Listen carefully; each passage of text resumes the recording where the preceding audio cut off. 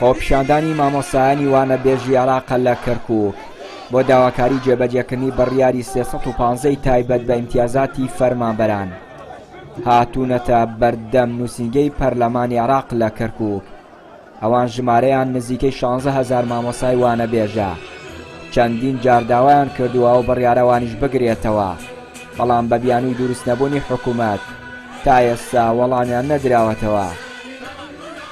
ئەی بۆچی هاتن دڵمان پڕە ئەمە نەی لێ هات چەند ساڵە ئێمە هەر خزمەت ئەم وڵاتاکەین هەر ئیسفادە نیە، حاڵمان حاڵینە، دەرس و ئەدەین، تەلەبەمان هەمووی ماشەڵڵا هیچ قسوورمان نەکردووە، هەتا ڕاتبەکەمان وەکو بەشەر نادەن، ئەڵەی سلفەیان کردووە بۆمان کۆیەکەنەوە ئەیدەن، هەر بە قرز ئەڕۆین و دێنەوە، سیارەمان هەتا ئەگەینە مەکتەبەکە هەموومان لە شوێن دوور دێین، کۆڵی پارادن بە سیارە، کۆڕی پارادن بە تەکسی، ئەی ئێمە حەقمان لە شوێیە، کەی حەقمانە دەنێ هاتووینە دەرچوینە بەس بۆی حەقمان بدەنێ، تەثبیتێ قەرارمان تۆزە قەرار 350 با بیکەن، هەتا کەی وابین هەرەوەنەیە قابل چیمانەوێت لە وڵاتە، ئەم هەموو پارەیەکەی کێنە جرفانیان بەبیدەن بە حەقەکە. ئەمە وەکو مامۆستایانی وانەی بەشی گرێ بەس ئەمڕۆ هەستاین بە گربوونەوەیکی ناڕەزایی بەرامبەر بەو مافانەی کە خوراوە بەرامبەرمان کە بوومان نەکراوە، ئێمە ئەمڕۆ کۆبووینەتەوە ئەم ناڕەزای دەرەبڕین تاوەکومان کەنە سەر قەراری 315 کە هەموو وەزارەتەکانی تری عێراق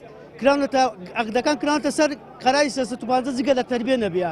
ئێمەش ئەمڕۆ گربوونەتەوە بۆ ماکەنە سەر ئەو قەرارە. ئێمە وەکو وانەبێژانی کەرکووک چەند ساڵی ڕاوردوو وەکو خۆبەخش داواممانە کرد، خزمەتی تەربیەی کەرکووکمانە کرد، اینجا دوایەوە داوای دەرچوون بۆم خۆپیشاندانە داوای قەراری 315 کەین، دوایەوە بە تەزبیقبوون لەگەڵ موازنەی ساڵی 2022 کە حەقی خۆمانە چەند ساڵی ڕاوردوو وەکو وتمان خزمەتی خەڵکی شاری کەرکووکمان کردو.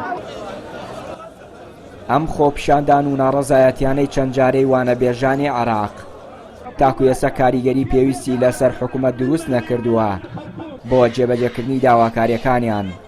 نوێنەری سەرجەم وانەبێژانی عێراق نیگەرانە لەوەی حکوومەت وەڵامیان ناداتەوە. ئێمە ئەمڕۆ بۆ پاڵپشتی برا و خوشکەکانمان لەوانە بێژانی پەروەردە هاتوین تاوەکو دەنگ و داواکاریان بگەێنین بە حکومەت و پەرلەمانی عێراق بۆ جێبەجێکردنی بڕیاری 315 بۆ برا و خوشکەکانمان لەوانە بێژان. ئەمان ئەو مافیان هەیە ئەو بڕیاریان بۆ جێبەجێ بکرێت چونکە چەند ساڵێک بە خۆبەخش وانەیان وتوێتەوە. ئەمە کەمترین مافی ئەو توێژەیە کە جێبەجێ بکرێت کە بەدەست ستەم و نەعەدالەتیەوە دەناڵێنن، چونکە ئەو بڕەپارەیە دەدرێت بەوانەبێژان کە بڕی 230,000 بۆ کرێی گواستنەوە و بژێوی بڕێکی زۆر کەمە.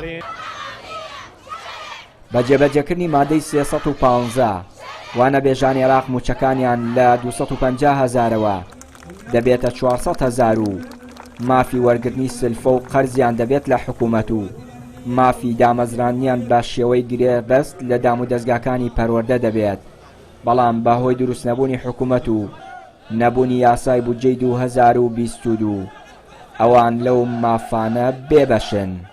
چیانوری کەناڵی پەیام، کەرکووک.